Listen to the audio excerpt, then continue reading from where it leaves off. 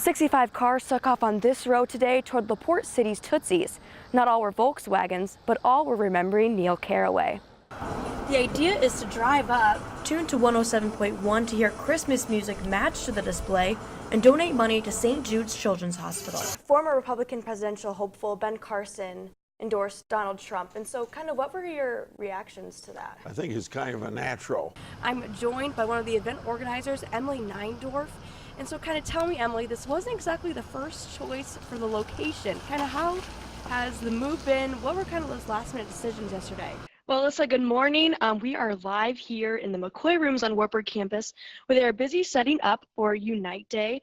With me now is the Assistant Director of Alumni and Parent Relations, Tony Smith, to tell us more about the event today. And so, Tony, 1 of 852, I'm seeing that slogan on the posters, on the collateral pieces. What does that mean? Well, it's beginning to look a lot like Christmas in downtown Cedar Falls. I'm here on Main Street, and while Cedar Falls' annual holiday hoopla kicked off last week, the Christmas spirit isn't fading anytime soon. Thank you, Tyler. As you can see around me, the snow has picked up. Snowstorm Kayla put much of Iowa into a winter storm warning until 6 a.m. tomorrow. Well, people living in one Cedar Rapids neighborhood voiced their concerns today about a nearby construction project. Flash flooding last night left a muddy mess behind at 38th Street and Bel Air Avenue Southeast. KCRG TV9's Calyn Thompson explains how critical timing can be. If you'd have seen that water, you'd have like, oh my God, is this a street in Cedar Rapids? I mean, it was bad. Just over 5 inches of rain poured down on Cedar Rapids last night, which left some neighborhoods like this one underwater. We noticed that we had a small creek running down through our side of the street, which was 90% mud, which we knew it came down from up above. Up the road is construction for 25 new houses. Flynn Homes took on the project and paved this road just this past Monday. But unfortunately, it was just in time for the storm. And since they put the street in, now instead of stopping dead, it comes right on down past us. Last night makes Beard and Deeds concerned about what will happen the next time it rains. But Mike Flynn of Flynn Homes says construction at the site was just at a vulnerable time.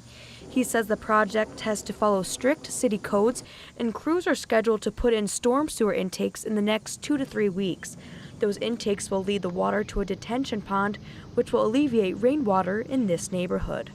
In the meantime, residents are just saying, hopefully it doesn't happen again. In Cedar Rapids, Calyn Thompson, KCRG TV9 News. A Cedar Rapids man donated his grandmother's house to give another family a new home. The move is twofold, with help from Cedar Valley Habitat for Humanity in Cedar Rapids and the city. KCRG TV9's Calyn Thompson tells us how.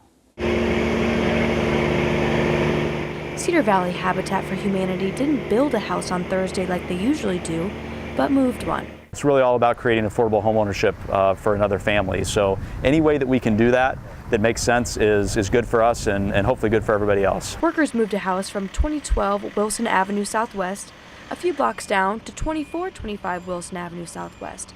It was all part of Dwight Hughes' plan. 26 months ago, I started talking to Jeff Pomerantz, the city manager, and we've negotiated a price to put a city park there.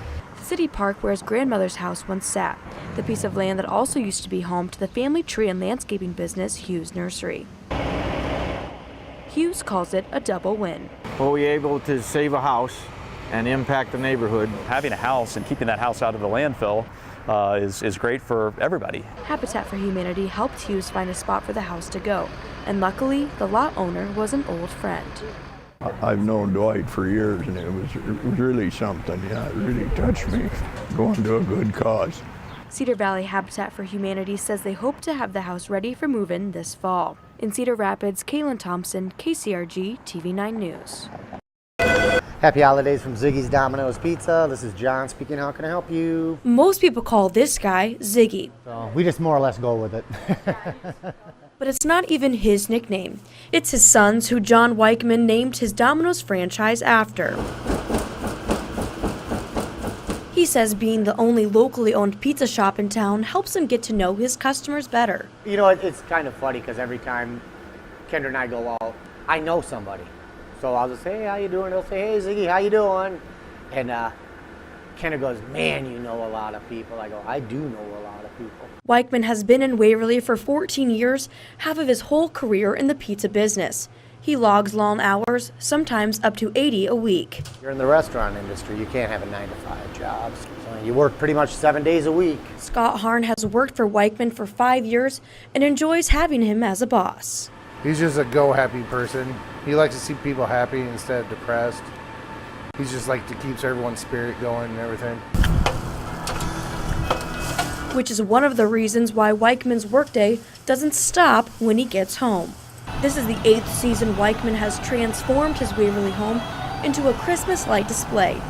Hundreds of hours and thousands of lights go into the display for the community to enjoy and St. Jude's to benefit from. The idea is to drive up, tune to 107.1 to hear Christmas music match to the display, and donate money to St. Jude's Children's Hospital.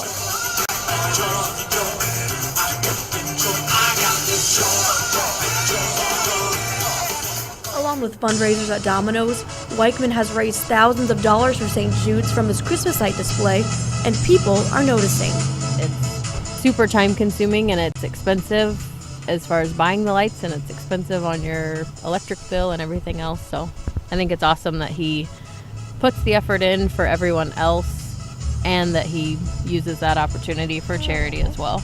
But no matter how many hours he has to put in, it just wouldn't be Christmas for Wiechmann without the glow from his house and tangle of cords in his yard. Reporting for Cedar Valley Today, I'm Calyn Thompson. Wiechmann raised nearly $2,800 in donations last year from the light display, and he's looking to raise even more money this year. Now, Sam and Alyssa, you can check out the display at 103 Eliason Avenue in Waverly, and you have until December 31st. Definitely have to check that out. Sounds like an awesome time.